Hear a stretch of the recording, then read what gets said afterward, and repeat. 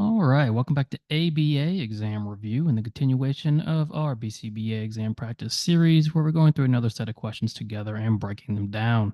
If you're new to the channel, welcome. If you're returning, welcome back. Please like and subscribe. Check out behavioranalyststudy.com for all of our study materials, including our combo pack. When you pass your exam, let us know so we can include you in the Sunday shout out. Work hard, study hard. Let's get going. You're training a new behavior technician who will be responsible for implementing a behavior intervention plan that includes the use of a discrete trial teaching procedure to teach a client receptive language skills. How would you use competency-based training to ensure the behavior technician can effectively implement the DTT procedure? So we have a training and personnel management question here. And it's a long question with what looks like long answer choices, but we're not going to panic. We're going to attack the question. Because what we really only need to consider is this idea of competency-based training. And if you think about what competency-based means, it simply says, are you capable of doing something? Can the behavior technician capably implement the DTT procedure? Remember, our task list, our ethics code, all calls for competence when implementing interventions and working with clients. So if you're going to do competency-based training with your personnel, all you're simply saying is, I'm going to make sure you're capable of doing the intervention before I let you go out on your own. So if you're trying to teach discrete trial teaching using competency-based training, how are you going to do that? A, provide the behavior technician with a detailed written description of the DTT procedure and ask them to implement it with the client immediately.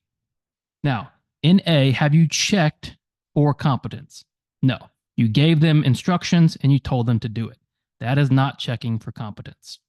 B, demonstrate the DTT procedure to the behavior technician, provide opportunities for them to practice under supervision, give feedback, and require them to demonstrate proficiency before implementing independently. Now, this is clearly a thorough way of training, but the most important piece here with competence is demonstrating proficiency. You can supervise them, you can give feedback, but until they've demonstrated that proficiency, we can't say they're competent. B looks good. Let's read all of our answer choices. C, explain the DTT procedure to the behavior technician and observe them implementing what the client wants to check for understanding.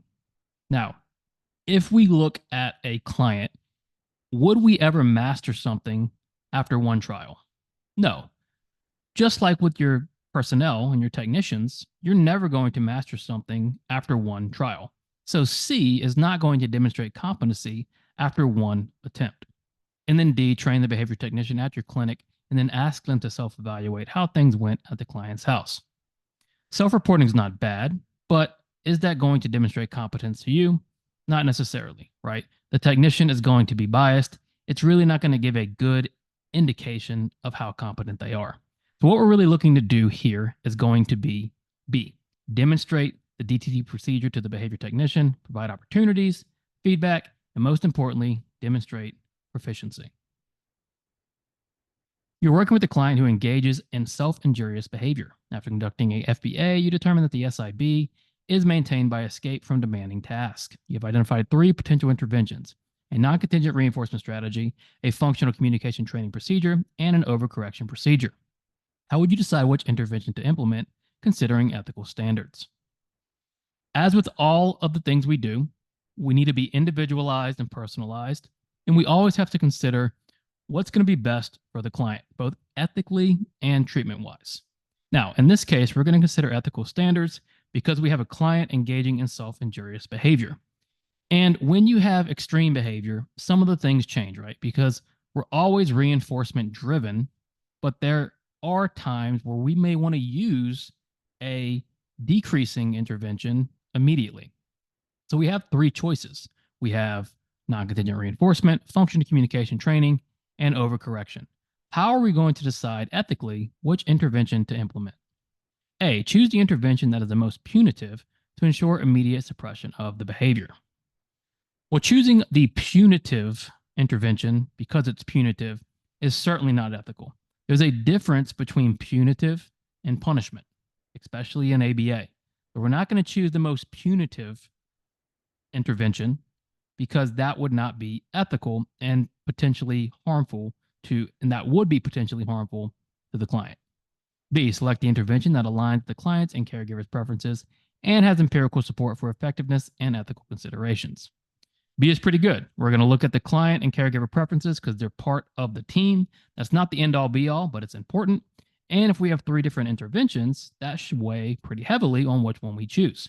We also want it to be empirically supported, meaning research based, or we've observed it working and it's ethical. B looks pretty good.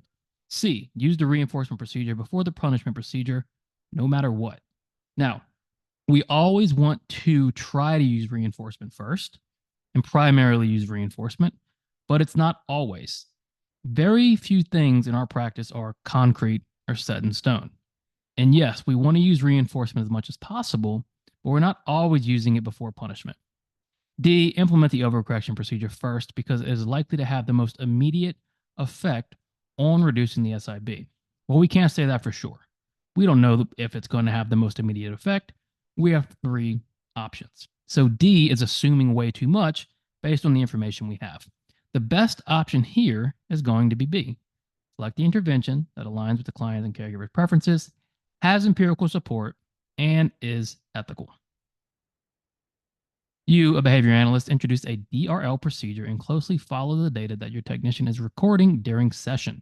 After 2 weeks, data indicate that the behavior has decreased following the introduction of the DRL, but your technician tells you they've been accidentally inputting the wrong client's data for this program. What mistake have you likely made if you trusted this data?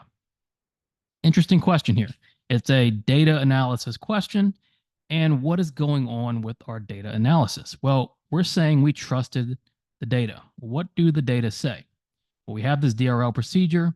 The technician has been taking this data that indicate behavior has decreased following the introduction of the DRL. Seems like that's good, right? Seems like what we want. But then the technician says, well, I accidentally put the wrong data in for the program. So now, if we assumed that data was correct, we assumed our intervention worked, what kind of mistake would that be? A false positive. Yes, a false positive says we're assuming our intervention worked when it didn't or when it possibly didn't. And if we're looking at bad data to make that assumption that our intervention was effective, that's going to be a false positive. This data led us to a false positive. A false negative is the opposite. It assumes it wasn't effective when it was. It wasn't a visual analysis error because the data were in there. We read the data correctly. The data were just wrong. Well, you've got to be very careful about data because we're looking for accuracy, validity, and reliability. All 3 of those, not just 1 or 2. And then mental construct. Don't be thrown off by these answer choices that may sound good. If you're not fluent, it have nothing to do with the question. It's why fluency is so important. If you're not fluent, mental construct might jump out at you as being different. That makes it right. Don't fall into that trap. The answer we're looking for here is simply a false positive. We assumed it was effective when it really wasn't. You're scrolling through your phone on the internet, you see an ad for something you like, think for a few seconds, and then click the ad. Thinking would be most considered blank in this situation. All right, very easy question. Your exam has given you a layup. Don't overthink it, answer it, move on. If you've put in the work and you've trusted yourself in your preparation, you'll get easy questions. Answer them, move on. View them as a gift. In this case, you're looking through your phone, you see an ad for something you like. That's our SD. You think for a second, and then you click the ad. So we're looking at thinking, which is here. So simply the time in between the SD and the response. What do we call that? Well, it's not A, it's not inter-response time. Inter-response time is time in between responses. We're looking at latency. The thinking is the latency between the SD and the response. It's not rate because we're not looking at frequency, and it isn't duration because duration would be how long the response occurred. We're looking at that time in between the SD, which is seeing the ad, and the response, which is clicking the ad, and that time in between is our thinking, which is going to be our latency. You read an article from the Journal of Applied Behavior Analysis on the use of edible reinforcement for teaching functional communication. The study demonstrated a large increase in communication when fruit was used as reinforcement. How would you exercise philosophical doubt regarding the article? Philosophical doubt is very important now that you're going to be a behavior analyst. You should stay up on research and you should understand how to read research. And what you have to understand about the research process is even though things are peer reviewed and published, it doesn't make them the end all be all. It sometimes doesn't even mean they're true or accurate. So we can't just read something in a journal that was published and just immediately take it as fact or take it as a gospel or take it as our guiding light. We have to engage in what we call philosophical doubt, where we're skeptical, where we want to see it for ourselves, and we want to make sure we can repeat it before it becomes true. So if you read an article on the use of edible reinforcement on FCT, where there was a large increase in communication from fruit, how are you going to exercise philosophical doubt regarding that article? A, accept the findings since the findings are published in a reputable journal. That is not philosophical doubt. That is just anything I read must be true. That is not at all what you should do as a good scientist. B, disregard the findings as useful and attempt to demonstrate your own findings. On the other hand, we're not just going to disregard the findings. We don't know anything yet. Just because we're doubting them and being skeptical doesn't mean we're disregarding them because we haven't seen it for ourselves. We can demonstrate our own findings and still lean towards believing those findings if the data and the research looks good. C, scrutinize the intervention and the data you take closely if you choose to attempt the intervention. Yes, you should look at the intervention through a lens of scrutiny, meaning you should very heavily evaluate the intervention, the data you're taking, and the research itself. If you do all that and it still works and it's still plausible, then we can say, okay, this is a good intervention. But C is how we engage in philosophical doubt. We engage in scrutiny of what we read. And then D, write your treatment plan so the other analysts can duplicate what you have done easily. That's a different idea. That is what we would consider being technological, and that's not what we're going for here. We're engaging in philosophical doubt. We're going to scrutinize the intervention, the data, once we attempt it. And once we do that, then we can start to believe 100% or close to 100% that this research is viable for our own use. Thank you for watching. Be sure to subscribe for all of our updates. Check out behavioranalyststudy.com for all of our study materials. When you pass your exam, let us know so we can include you in the Sunday shout out. Work hard, study hard. We'll see you soon.